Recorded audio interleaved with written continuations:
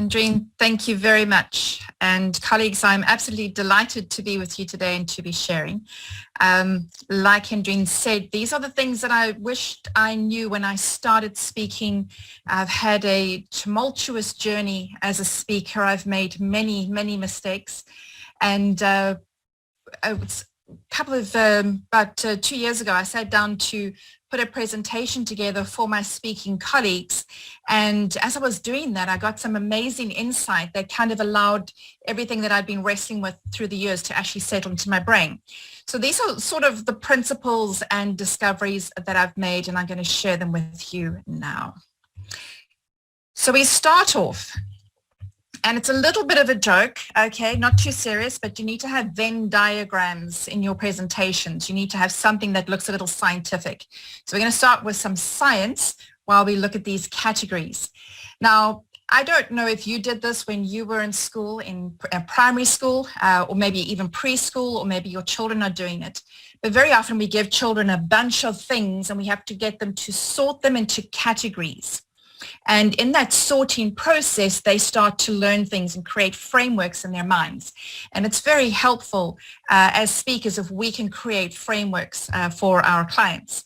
So here's the framework for you. These are sweeties. Again, I'm not sure if you have these in your part of Africa. These are jelly babies and Smarties and something called licorice all sorts. So we can divide them. We can separate them into different categories. For example, we can categorize them by color. So we've got green sweets, yellow sweets, red sweets. We can categorize them by sweets with chocolate and sweets without chocolate. We can categorize them with a little imagination as sweets that are alive. The jelly babies represent people, and sweets that are not alive, they're just sweets. We can also separate them another way, sweets that are nice, that you like to eat, and sweets that are disgusting. In the licorice all sorts one, I do not like this particular green sweet. All right, so the idea here is to, whatever we're learning, whether we're sharing it with a client or just for our own benefit in terms of our career, is we want to sort some things out. So let's go back again. We've got this big list of, the 3 different colors, but we can also pull them together into a Venn diagram. We can find some things that overlap. For example, we can look at sweets with chocolate, sweets without chocolate, but then we can ask for green sweets with chocolate, and then we find that overlap, and that is our sweet spot. That is what we're actually looking for. And the more insight we have into how to set up our speaking business, the closer we will get to that sweet spot. So let's carry on. There's a colleague of ours who used to be in Singapore. He's now moved back to his home in Sweden, called Frederick, and he says you tend to get the kind of speeches that you do.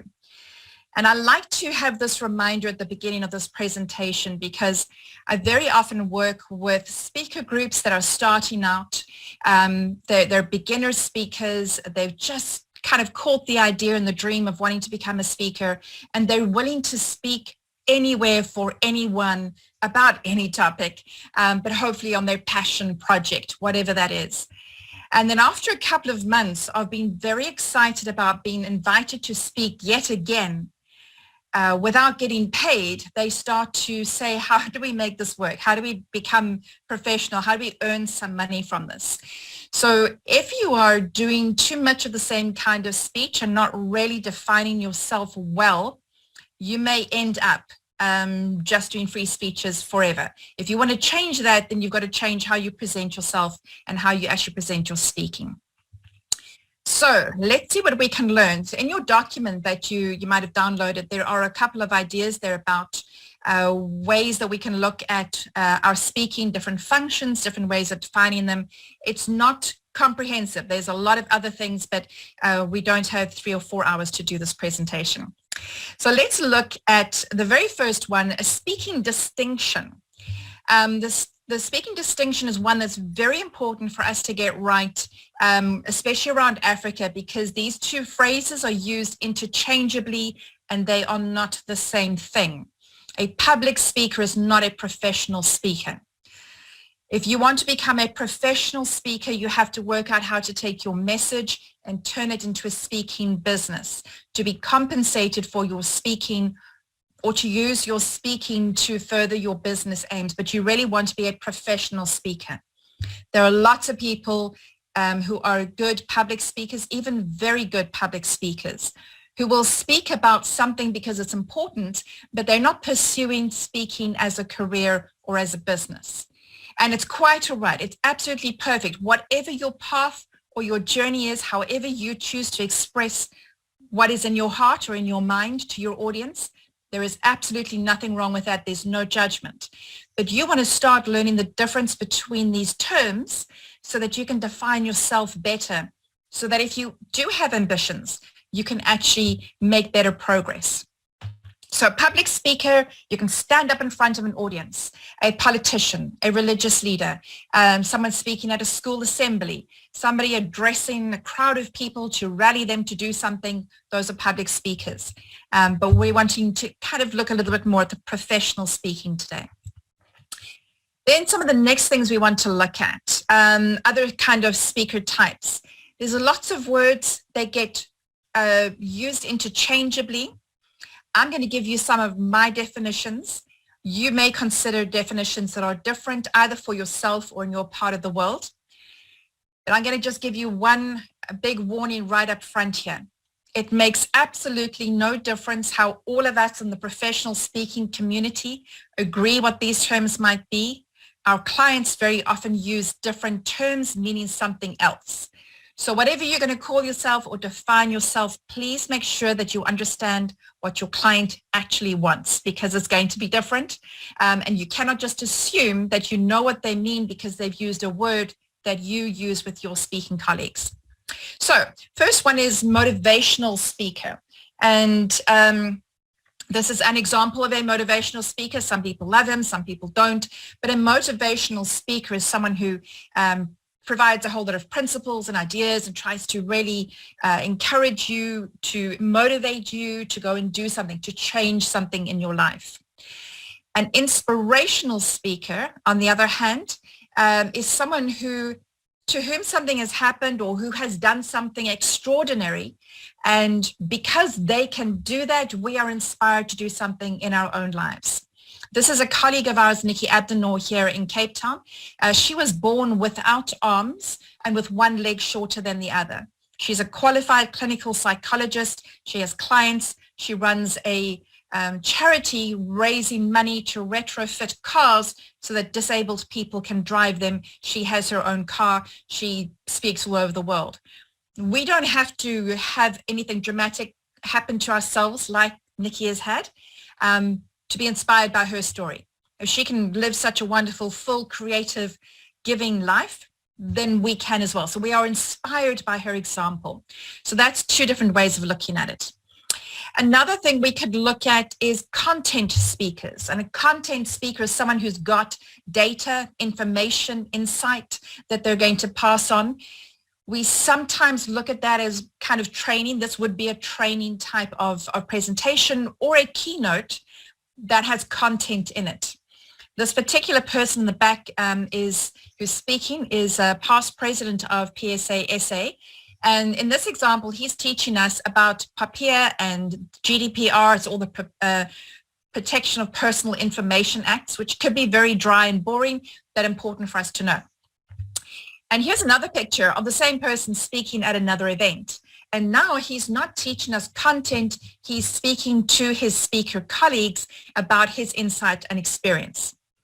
And that I just want to pause on for a moment, because that's what we're doing here today. We are speaking to each other as speaking colleagues, sharing our insight or experience to help each other, to change the landscape of speaking in Africa, to help each other to raise the level of professionalism, to build networks and community between our speakers. As Bruce Wade said yesterday, there's another event coming up that many of us are involved in June, called From Whisper to Roar, Africa Speaks, along the same lines of what we're doing here today, but just with some of the other countries involved as well in Africa. But the distinction here is that we're talking to each other. And very often when we have an organization like CANASA, we invite a speaker to speak to us, and the speaker comes and gives us their keynote, which they would give to a client.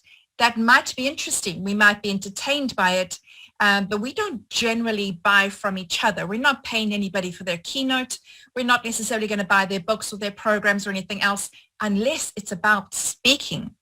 So just be aware that when you invite a speaker to speak to your chapter meeting or to your organization, you want to just really let them know, I'm sure your topic is great, but please make sure you're catering this for a speaking audience, because that is quite a different distinction.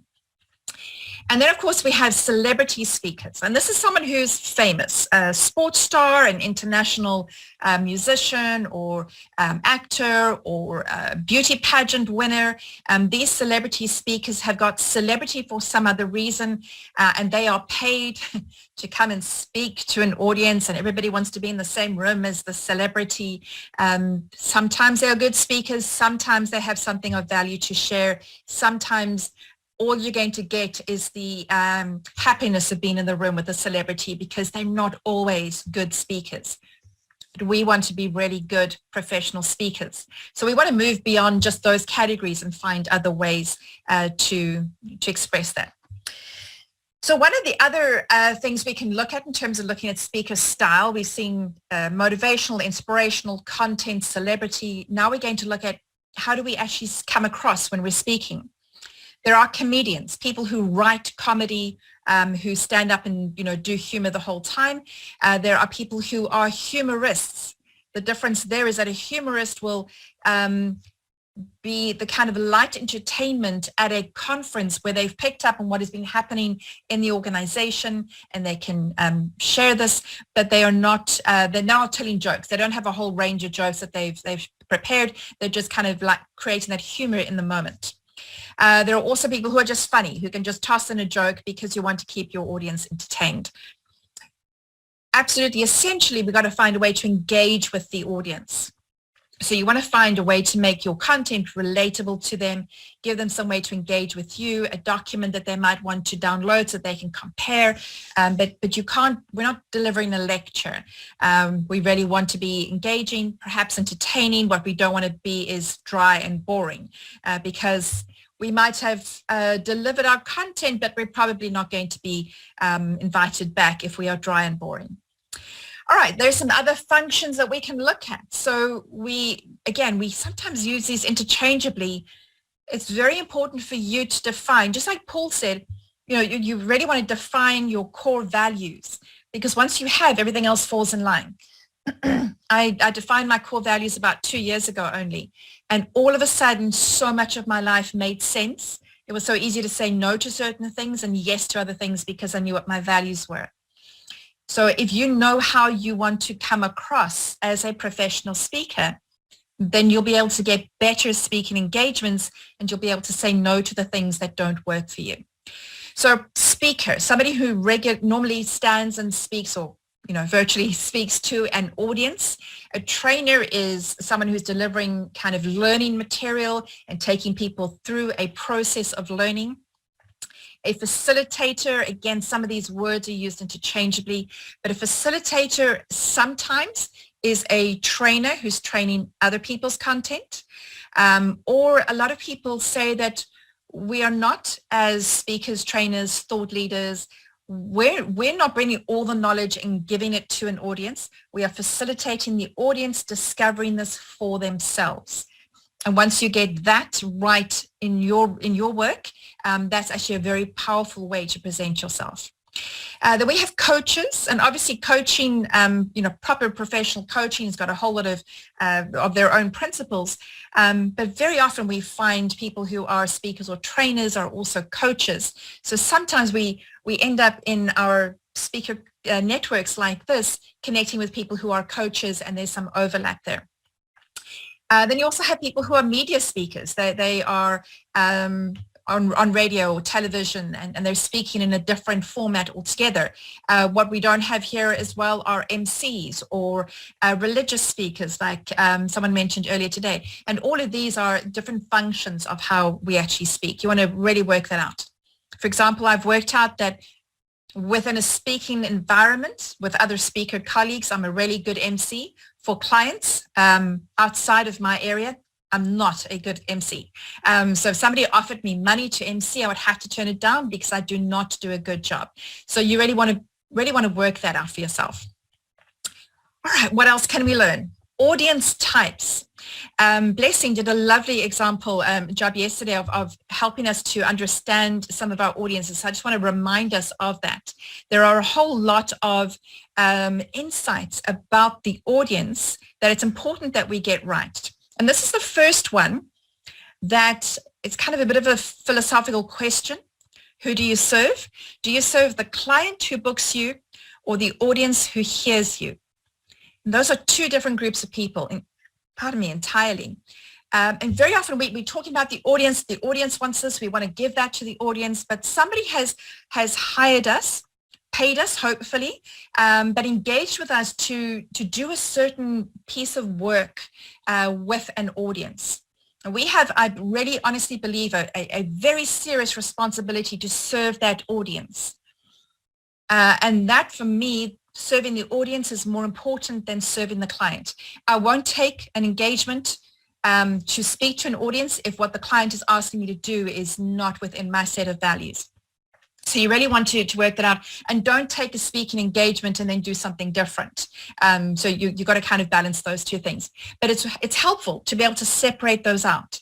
In your marketing as well, for example, you might be marketing to your clients, potential clients on LinkedIn, but connecting with your audience on Instagram, for example. So two different ways of marketing and kind of relationships that you're developing there. Then we have something else. Are we talking to a local audience, an international audience, or a global audience? Again, terminology that could be defined in different ways. Local is people in your local city, your local country. You're using the same kind of stories, the same kind of humor. When we're talking to an international audience, then it's more of people from different parts of the world coming together.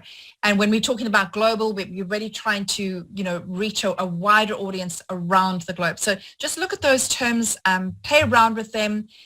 And here's a kind of a little encouragement. Many of us aspire to be international speakers or global speakers.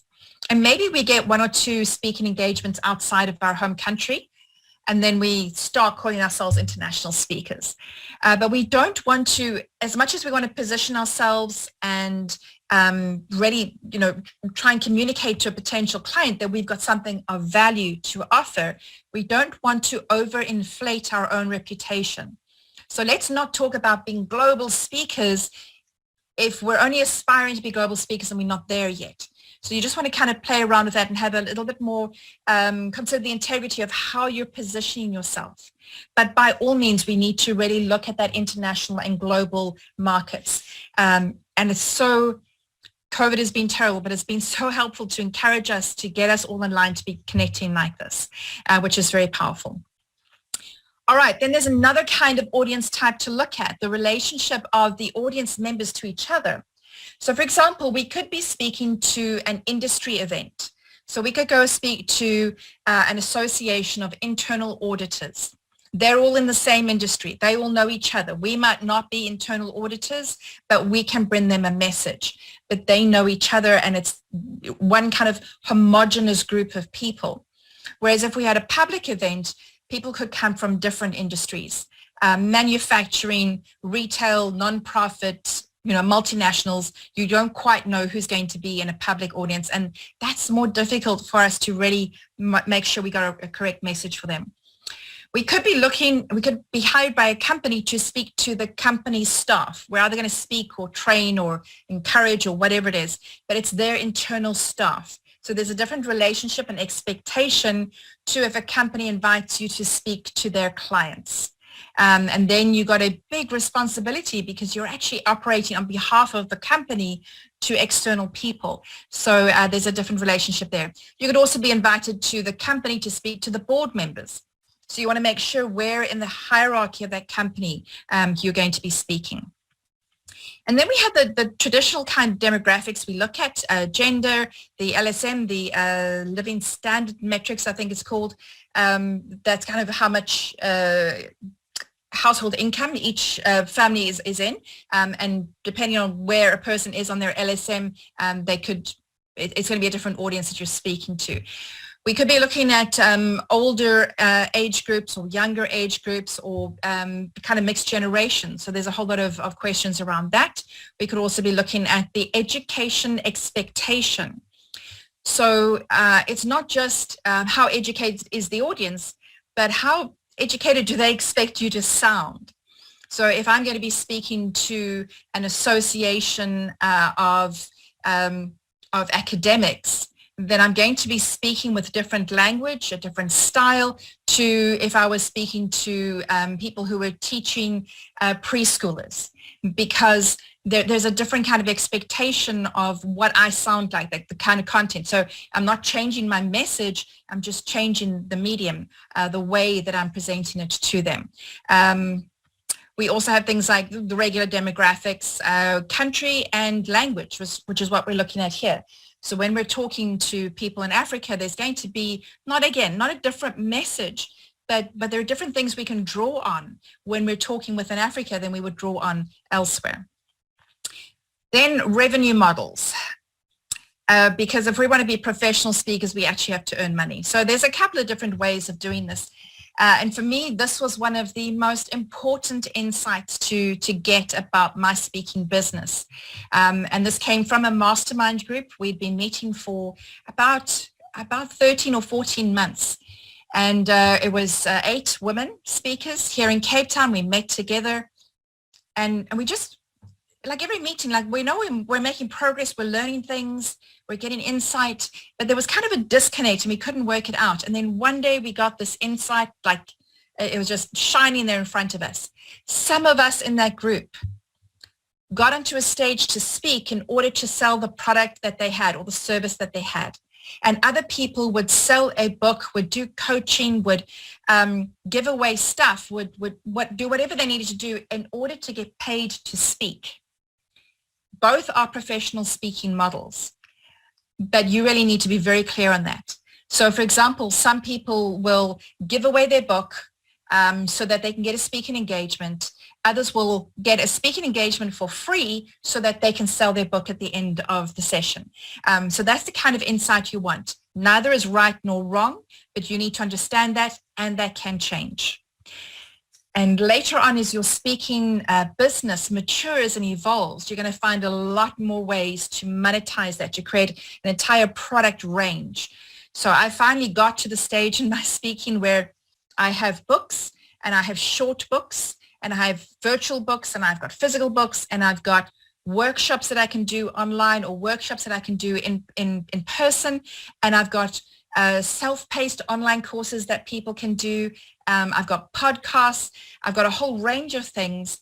But to be completely honest, I would give most of that away so that I could get a paid speaking engagement in front of an audience, because that's for me where my sweet spot is. That's what I want to do.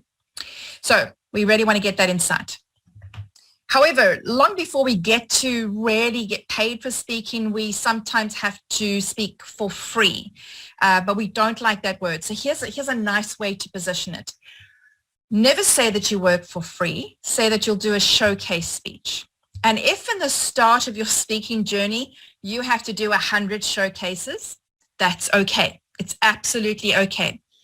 At this stage in my career, I still do showcase speeches very often. In fact, regularly on a Thursday, I do an open session. I invite people from all over the world. We do it online, and I put that content out for free because there's so much value in that showcase event for me to really test my material with a wide international audience, to invite people to see me speak, to see the content.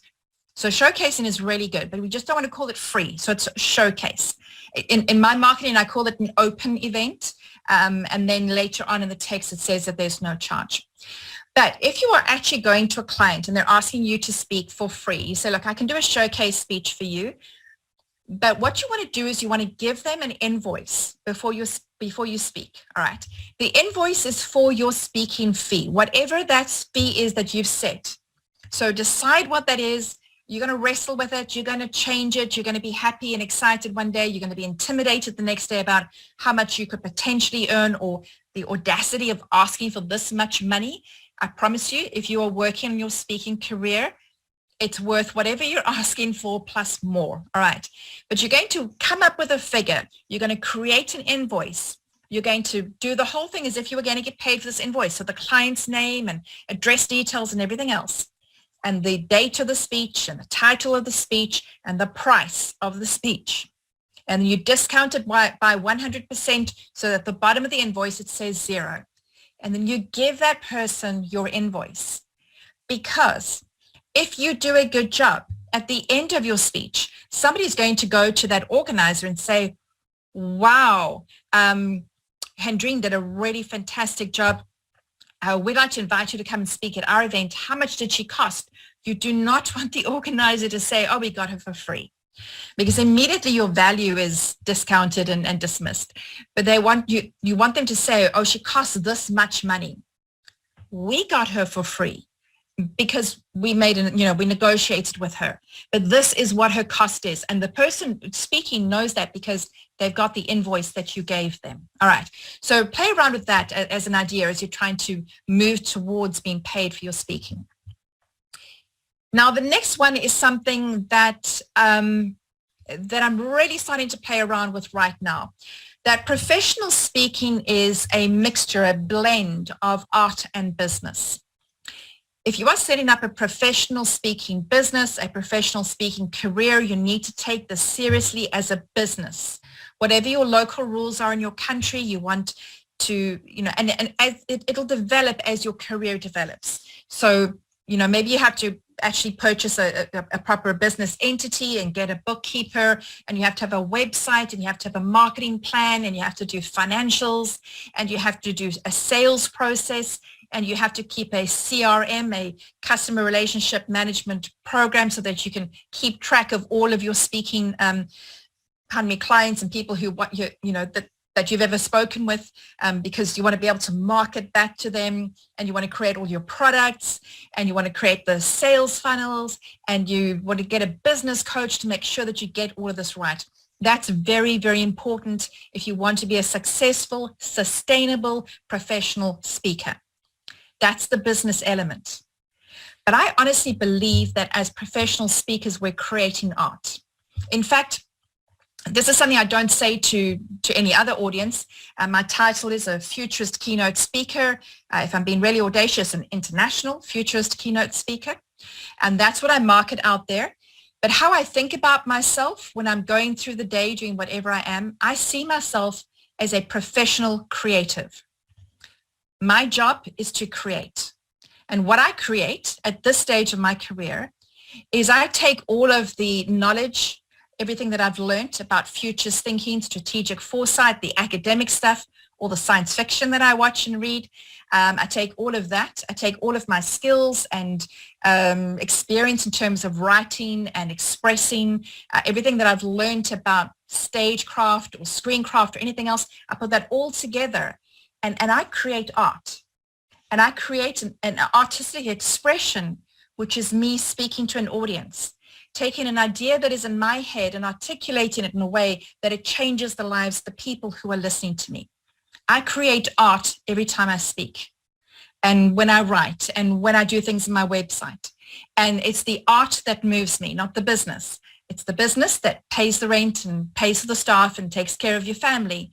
You have to get both of those right, because that artistic expression is really what sets us apart from other people. Other people might have knowledge and information, and they're going to stand up and say, why should we pay you that much money to speak when I can stand up and do the same thing? Well, because they can stand up and communicate data, but you can create art because you're on a session like this on a Saturday learning, so that you can build that into your professional creative skill set. So for me, that is a really important, not a distinction, not a separation. It's got to be a blend of those two things if you really want to establish a speaking career that fills you up as well as really meets the needs of your audience. So let's try and summarize some of these ideas. We want to get clear on these things.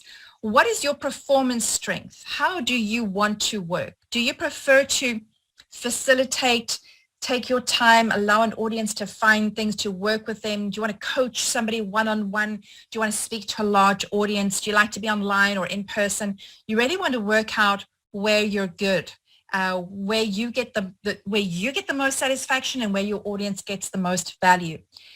And in the beginning of your speaking career, go and do it all. Try it all. And you'll find things that that you're okay at, that you can do, but you'll say, I would rather not do that. And then you'll find other things you say, that is fantastic, but I'm not good enough and I want to get better in that. And then get coaching, get help, talk to other people in this community and find people who will support you. This is a very generous community around the world, and you will find somebody who can give you that bit of encouragement. So get your performance strength, know where you want to operate.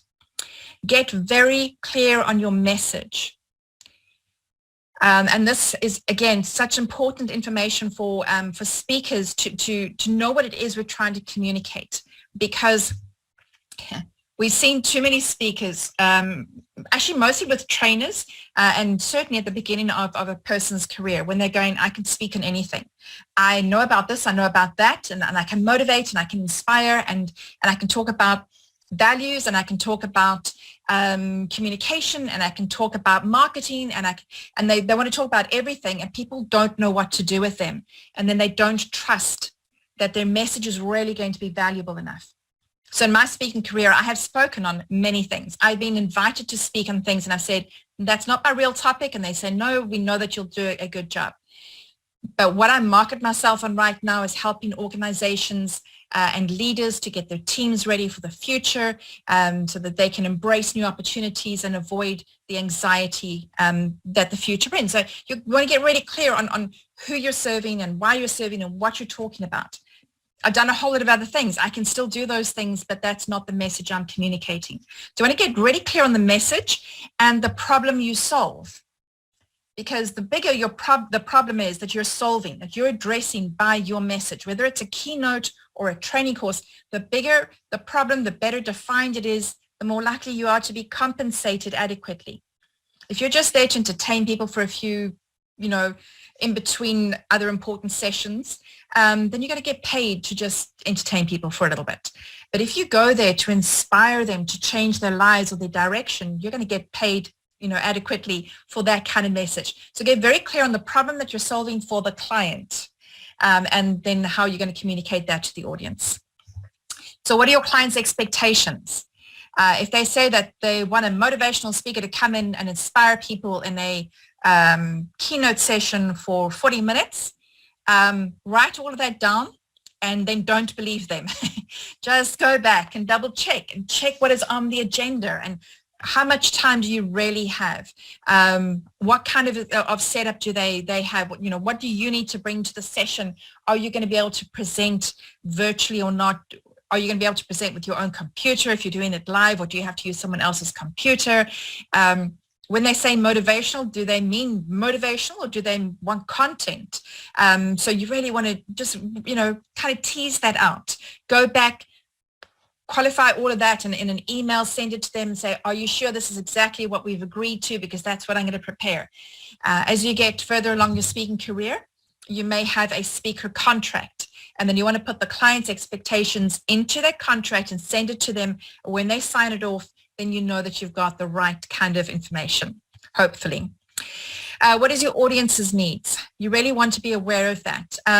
There have been a lot of audiences in the last few years with COVID where their needs have dramatically changed. You can't talk about huge aspirational ideas when this audience is trying to hold on to their sanity or hold on to their jobs. So if you know that your audience is going through something, then you want to be respectful for that. There was a terrible story we heard about a person who went into they had a 2-day facilitation session, training session, and on day 2, everybody's like, the room just looked sad, and he made a joke and he said, what, has somebody died? And somebody had died. If there was a senior person in that company who'd passed away overnight, And if he'd just thought about it a little bit more, he could have responded to the energy of the room and asked a question discreetly and then changed how he presented. But there's no way anybody in that room would have learned what he really had to communicate that day, because his emotional situation just clashed so much with theirs, and it just wasn't going to fit. So be clear on your audience's needs generally, your audience's needs at the time. You want to be aware of that so that you can really meet them where they're at. Then get clear on how you're going to make money, because this is wonderful. I could do this all day, every day, and never worry about the marketing or the contracts or the business element, but I need to make money. I've got a family, I've got responsibilities, and there's nothing wrong with being paid for what you love to do if you're doing it really well. So be clear on how you're going to make money. If you don't have a revenue model right now, don't panic. Really establish and develop your career and learn as much as you can, but know where you want to go. And you can also change it. You can shift from one thing to another as your career evolves. So once you've played around with all of those ideas and more, there's so much more, but this is a good place to start.